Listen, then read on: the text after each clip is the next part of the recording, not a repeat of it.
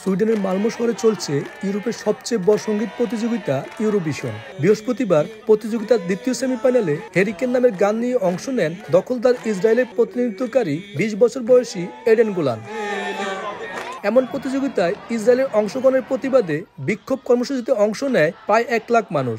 গাজায় ইসরায়েলি গণহত্যার প্রতিবাদের পাশাপাশি ইসরায়েল বিরোধী স্লোগানে মুখর হয়ে ওঠে আশপাশ। ফিলিস্তিনের জাতীয় পতাকা হাতে আন্দোলনে যোগ দেয় হাজার হাজার মানুষ। ইসরায়েল বিরোধী কর্মসূচিতে সুইডেনের ৬৬টি সংগঠন ছাড়াও ফিলিস্তিনিদের প্রতিরোধের প্রতীক ঐতিহাসিক কেপিয়া রুমাল পরে বিক্ষোভে অংশ নেন সুইডিশ জলবায়ু অধিকার কর্মী গ্রেতা থুনবার্গ।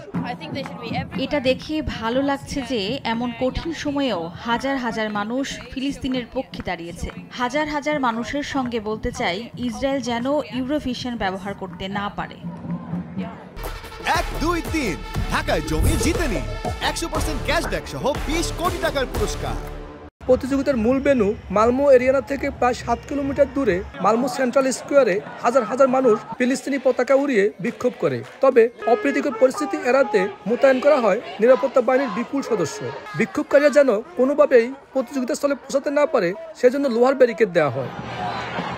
মালমো শহরে রয়েছে বিপুল সংখ্যক ফিলিস্তিনি বংশোদ্ভূত সুইডিশ নাগরিক। এদিন সেখানকার বিভিন্ন বাড়ির জানালায় ফিলিস্তিনি পতাকা উঠতে দেখা যায়। শহরটিতে নিয়মিত ইসরায়েল বিরোধী বিক্ষোভ হলেও এবার ইউরোভিশনের আন্দোলনের বিপুল সংখ্যক মানুষ ফিলিস্তিনিদের পাশে দাঁড়ালো, যা এ যাবৎকালের সর্বোচ্চ।